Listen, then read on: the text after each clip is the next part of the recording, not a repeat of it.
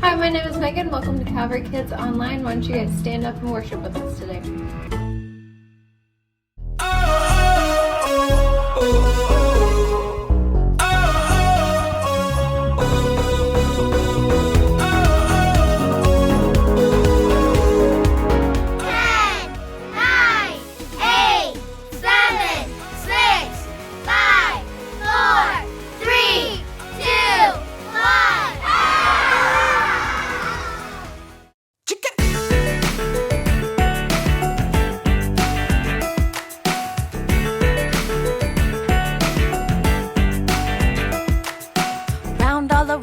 Look all around, tell me what you see. Round all around, look all around, tell me what you see. Now 1, 2, 3, I see a yellow sun shining bright. Yeah, I see birds that sing in the big blue sky. Yeah, I see mountains, mountains, trees so green, stars that shine on everything. I know God made all of these things I see. Oh, oh, I can't see, yeah. All of these things I see. Oh, oh, I can't see, yeah. Round all around, look all around, tell me what you see. Round all around, look all around, tell me what you see. Now 1, 2, 3, I see a yellow sun shining bright. Yeah, I see birds that sing in the big blue sky. Yeah, I see mountains, mountains, trees so green, stars that shine on everything.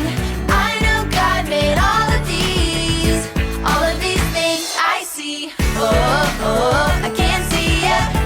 All of these things I see. Oh, oh, I can't see, yeah. All right, let's do this. Point at something red. Red apple. Point at something purple. Purple like grapes? Can you point at something pink? Oh, I love it. Come on, you can do it. Come on and point at something orange. Ooh, here we go. I see a yellow sun shining bright. Yeah, I see birds that sing in the big blue sky. Yeah, I see mountains, mountains, trees so green, stars that shine on everything. I know God made all of these things I see. Oh, oh, I can't see, yeah. All of these things I see. Oh, oh, I can't see, yeah. All of these things I see. You know what time it is? It's time to hear a story full of wonder. There's so much fun we'll have learning together. So let's go down to the clubhouse with Ollie and his friends. Let's go down to the clubhouse where wonder never ends at the Wonder Clubhouse. Meet with you at the Wonder Clubhouse. Meet with you.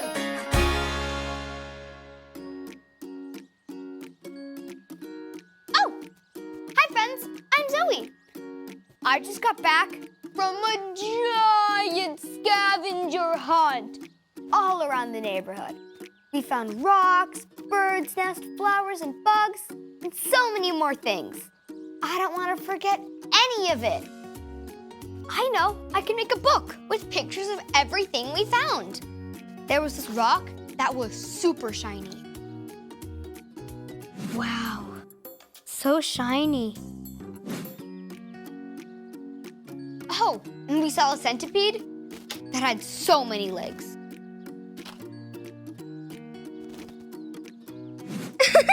That tickles. And the best part is, it started to rain for a couple minutes. Then we saw a beautiful rainbow in the sky. And it wasn't even on the list. Wow. Wow. So many colors. Who?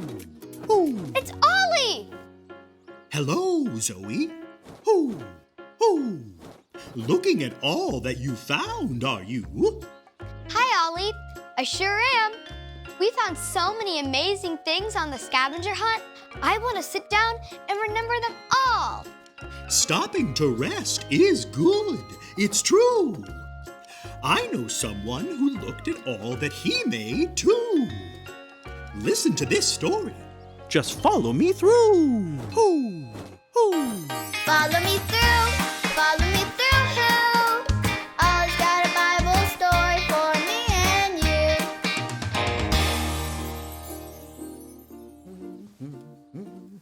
you. Oh, hi, friends. It's me, Justin the Mailman. We've been having so much fun learning all about creation. Let's see if we can remember everything that God made. Are you ready? Let me just put the story mail in the mailbox.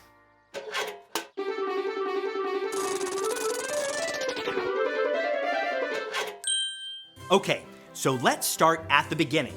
Day 1, God made light and dark. On day 2, God made sky over water. On day 3, God made land, plants, and sea. Day 4, God made the sun, moon, and stars. On day 5, God made fish and birds. On day 6, God made the animals. And also on day 6, God made his most special creation. God made, drum roll please, people. Great job, everyone. We did it. We remembered everything God made. Do you know what God did after he made everything? On day 7, God rested. God stopped to look around at all the beautiful things he had made. God saw the sun, the land, the plants, the sea, the birds, the fish, and the animals. God saw his most fantastic, amazing creation, people. God saw everything he had made. And what did he say? God said, "That's very good." Say that with me. That's very good. Great job. Let's review it one more time. On day 1, God made light and dark. On day 2, God made sky over the water. On day 3, God made land, plants, and sea. On day 4, God made the sun, moon, and stars. On day 5, God made fish and birds. On day 6, God made animals and people. And on day 7, what did God do? That's right, God rested. God looked at everything he made, and it was very good. Oh, hey there, Ollie. Tell me, who made everything? God made everything. Yes, it's true. Now let's hear it from you. Tell me, who made everything? God made everything. That's the truth, friends. You better believe it. Bye. So there's your story, and it's all true. God looked at all he had made, and then he rested. Hoo, hoo. Thank Thanks, Ollie. Goodbye to you. Hoo, hoo. Wow! God stopped to look at all the amazing things he made, and it was very good. I think I got the story. Did you get it? If you did, say got it. Get it? Got it! Good! I'm gonna take a rest with the clubhouse bear and look at all the things we found on our scavenger hunt. I'll see you next time. Bye!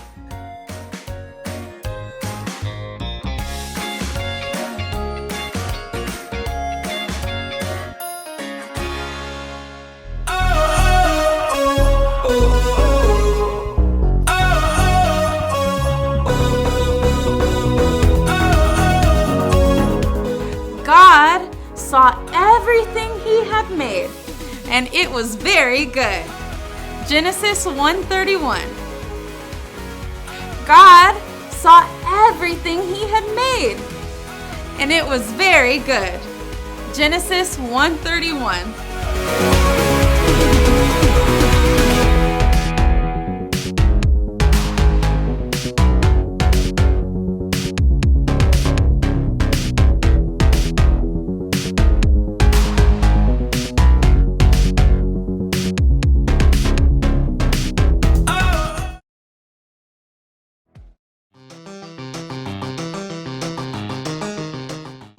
Hey Calvary kids, welcome to another edition of our game show, and today everyone gets to play. If your family is interested in playing one of our games, feel free to email me at the email address listed here and we'll get you signed up for a future week. It's time for Bible Trivia. This time we'll be asking general Bible trivia questions. The first question, for 100 points. What is the first book in the Bible? Is it A, Genesis, B, Judges, C, Exodus, or D, Leviticus?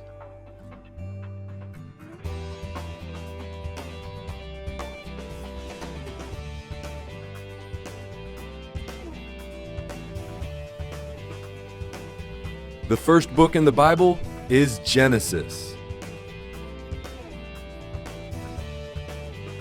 Next, for 300 points. How many books are in the Bible? Is it A, 72, B, 60, C, 66, or D, 52?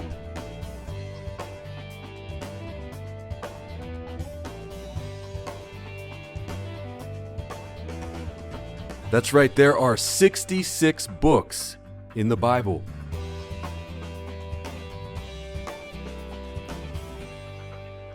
Next question. This one is for 400 points. How many books are in the New Testament of the Bible? Is it A, 32, B, 30, C, 25, or D, 27?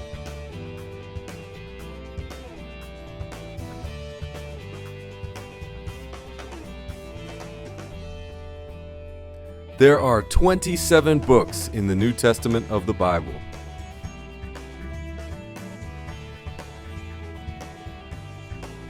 The next question, also for 400 points. How many books are in the Old Testament? Is it A, 42, B, 39, C, 44, or D, 37?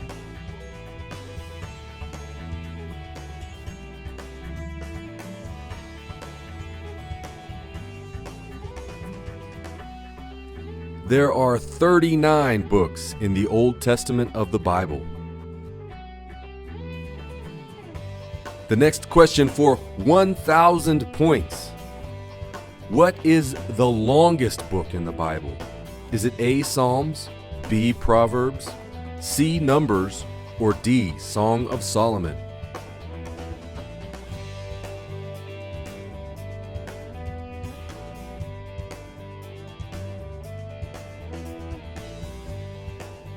That's right, the longest book in the Bible is the book of Psalms. The next question for 1,000,000 points. What is the shortest book in the Bible? Is it A, Job, B, 3 John, C, Luke, or D. Amos?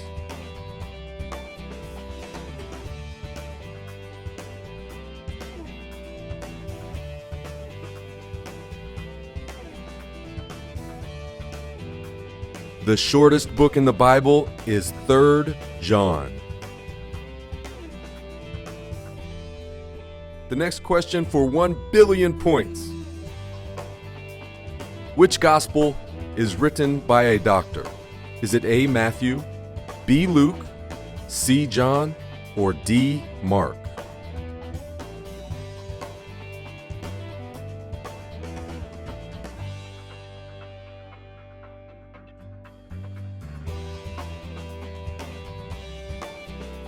The book of Luke was written by a doctor.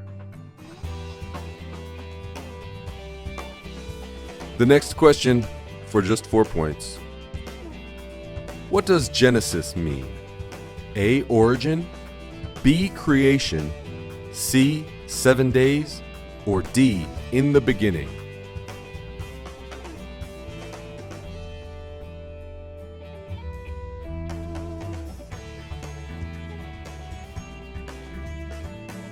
The word Genesis means origin.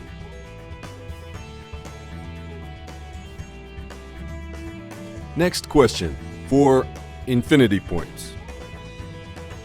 Who is the first woman mentioned in the Bible? Is it A. Sarah, B. Ruth, C. Esther, or D. Eve?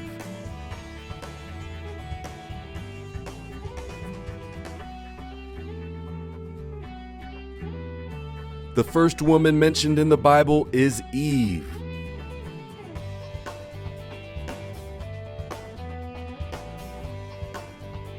Now for our last question, worth a bunch of points. Which of these is not a book in the New Testament? Is it A. 1 Corinthians, B. 3 John, C. 2 Thessalonians, or D. 3 Peter?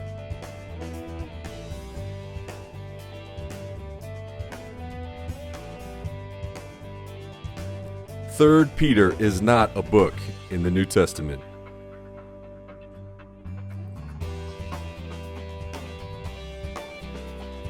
Thanks for playing Bible Trivia. We hope you'll play again soon.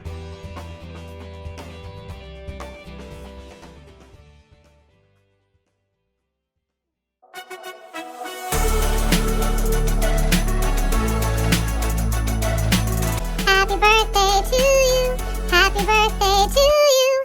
Happy birthday, happy birthday. Happy birthday to you.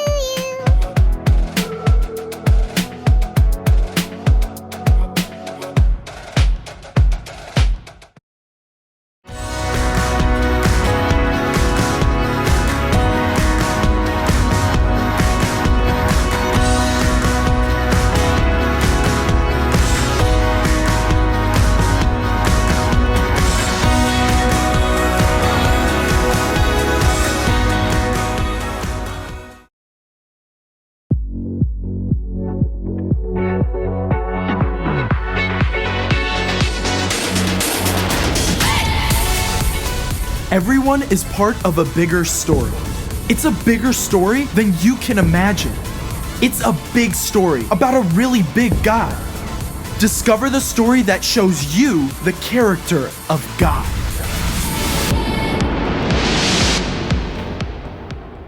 Hey, I'm Caleb, and I'd like to invite you right into the pages of my Bible. The Bible is a message straight from the God of the entire universe to you and me. God inspired dozens of people over hundreds of years to write down and share these words. Now, believers everywhere across time can know God's deep, deep love. In these pages, we find history and adventure, words of wisdom, poetry, and letters. We discover the stories of people whose lives were upended by floods, famine, and fiery furnaces. But still, they found the strength to get back up and keep going. Now that's true resilience. and I've got 5 stories to show you where it comes from. We're going to get started in the final chapter of the book of Matthew. Here, Jesus, who's beaten death itself, gathers his closest friends. He shares the eye-opening news that he's about to return to his Father in heaven. But in the next breath, he makes a stunning promise. You can be sure that I am always with you to the very end. So if you follow Jesus, well, you've got the God of the universe on speed dial. Let's hop over to Acts 3. God has sent the Holy Spirit to the new Jesus followers, and the baby church is growing by leaps and bounds. So when Peter and John come across a man who can't walk at the temple gate, they call on the name of Jesus for power to make this man walk. In moments, he's leaping and bounding. But the religious leaders throw a tantrum about what Peter and John have done and make a plan to knock them down. In Acts 16, we find another story of resilience. The Apostle Paul and his friend Silas are taking the news of Jesus into brand new territory. When the power of Jesus puts Paul and Silas at odds with some of the shady businessmen in Philippi, they're beaten, chained, and thrown in prison, even though they've done nothing wrong. Instead of whining about how unfair it is, though, Paul and Silas hold a good old-fashioned hymn sing-along with earth-shaking effects. Now, we hop over to the book of Hebrews. Here, we're reminded of men and women throughout God's story who faced unimaginable difficulties and got right back up again. Noah, Abraham and Sarah, Jacob, Joseph, Moses, and so many others. It's like a hall of fame, where the fame all belongs to God and the faith he gave each of these individuals. The same faith he offers to us. It's time to wrap up in Hebrews 12. If you want to get back up, there's one place to focus, one place to put your eyes. Let us keep looking to Jesus. He is the one who started this journey of faith, and he is the one who completes it.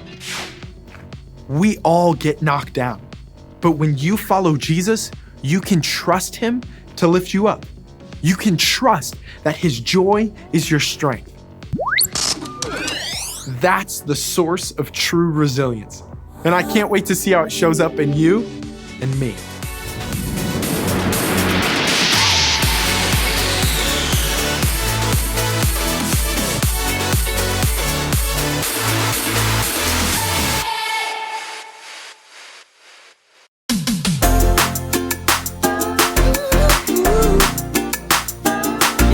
Sometimes life gets hard. That doesn't mean we should give up. When the going gets tough and I wanna give up, I will trust in you. 'Cause you're always gonna lead, always gonna lead, always gonna lead me through. When I'm feeling overwhelmed and almost wanna quit, I will not give in.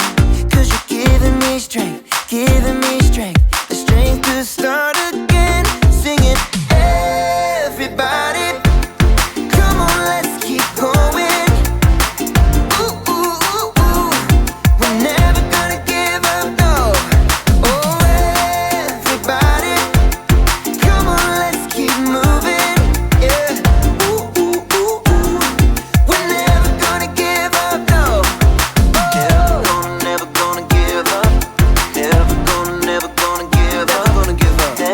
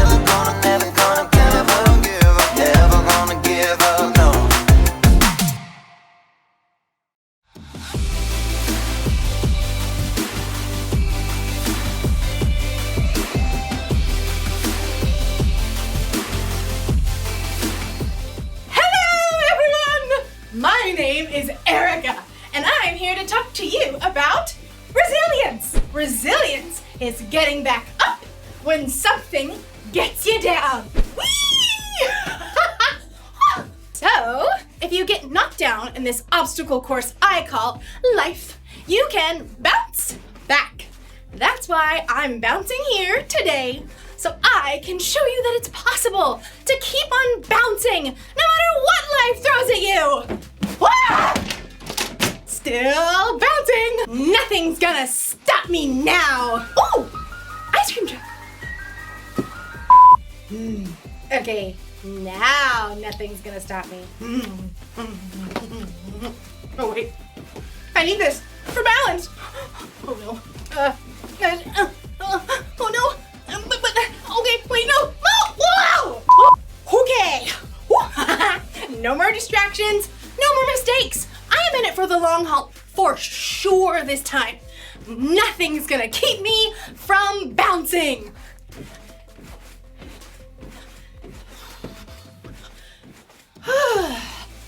Wow. Bouncing isn't as fun as I remember it. It's like the same thing over and over and over and over and over again. Let me try one foot. I give up. I can't do it. I can't do it. I guess it's harder than I thought to keep going.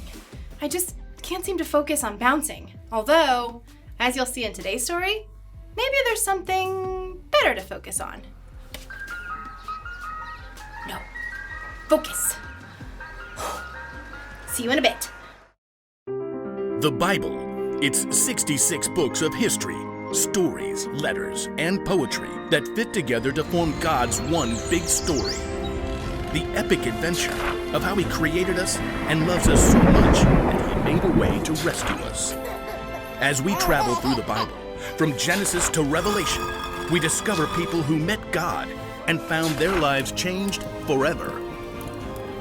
Inspired by the book of Hebrews, chapter 12, verses 1 through 3. Allie shoved her swimsuit into the bag along with the towel. Where are my goggles? Mom was trying to hold Allie's younger brother, Jack, as she wrestled shoes onto his feet.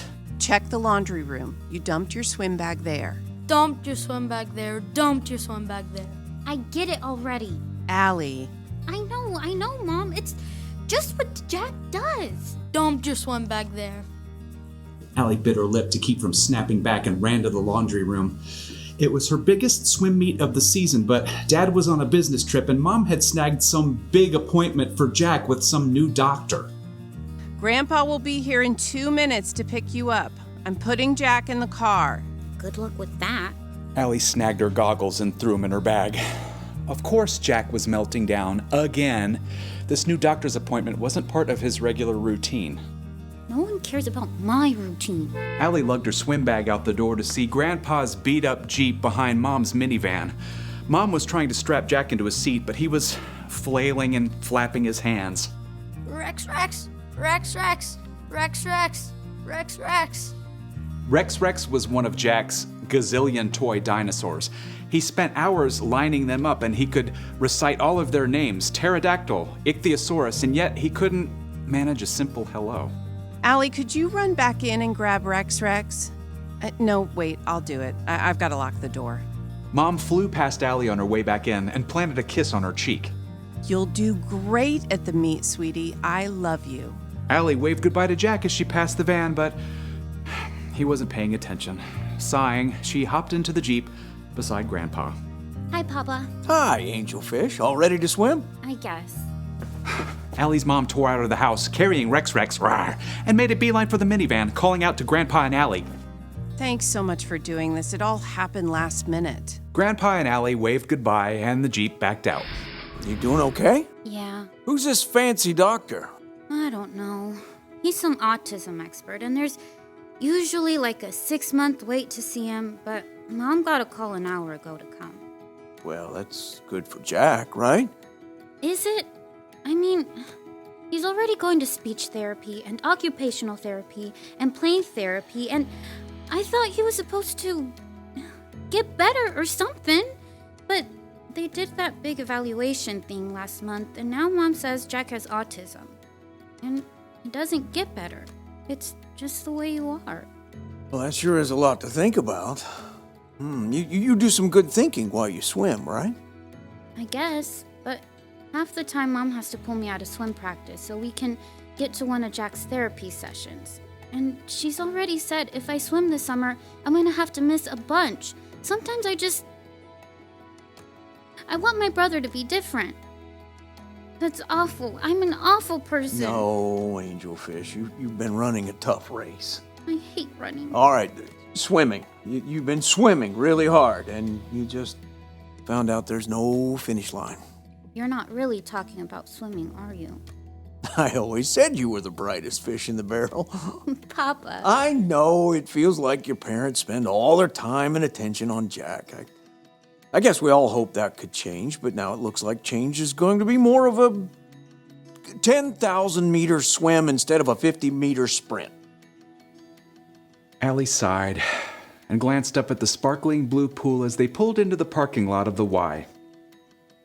I'm just tired of it. I want a brother who likes to be hugged and play games and doesn't draw attention when he comes to my swim meets. It would be easier to quit swimming. They both stared at the neatly marked lanes in the pool. You got a minute before you need to be out there? Yeah, I think. What you're facing isn't fair, but everyone's story is different. Everyone has their own 10,000-meter swim, and there's only one way to stick it out. Extra practice? Well, that helps for sure, but I'm thinking about the Jesus kind. Can I read you a couple of verses? You're going to anyway. Grandpa tapped on his phone. Aha! Hebrews chapter 12. Let us keep on running the race marked out for us. Let us keep looking to Jesus. He is the one who started this journey of faith, and He is the one who completes it. He paid no attention to the shame of the cross. He suffered there because of the joy He was looking forward to. Then He sat down at the right hand of the throne of God. He made it through these attacks by sinners, so think about Him. You won't get tired. You won't lose hope. I never thought about all that stuff Jesus went through, like running a hard race. You think he swam too? Didn't need to, because He could walk on water. Jesus paved the way for us. Even when we're tired and we messed up, and we know we can get back up and keep going because we're loved and forgiven no matter what. I love swimming. I really don't want to stop. Good. Let's get you in that pool, Angelfish. Allie smiled and hopped out of the Jeep. She found she felt a little bit lighter. Light enough to swim extra hard. Light enough to finish her final swim of the afternoon with a personal record. Amazing swim, Allie. Swim, Allie, swim, Allie, swim, Allie. Allie wiped water from her eyes to see Jack and Mom cheering near the gate. Jack wore noise-canceling headphones and cheered and jumped up and down, wildly flapping his hands. She noticed that he was looking right at her. Swim, Allie, swim, Allie. Allie smiled and flapped her hand right back at him. They had a long journey ahead, but you know, Allie was ready to keep going.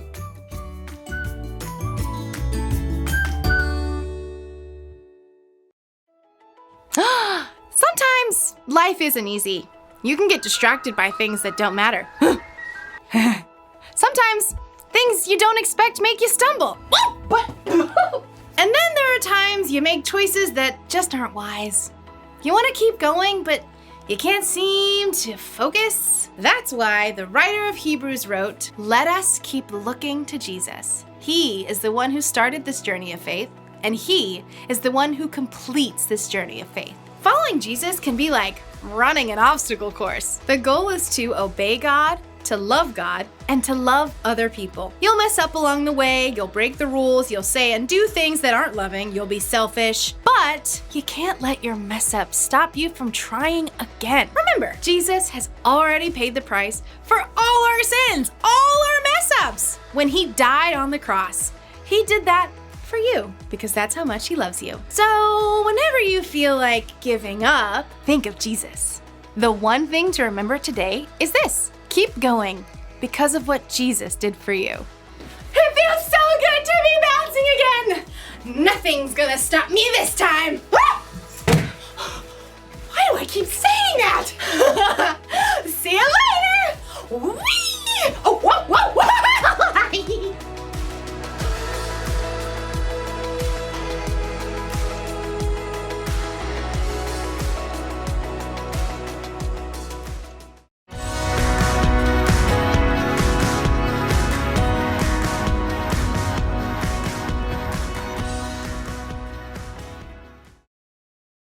Sit, Zoe, sit. Good dog.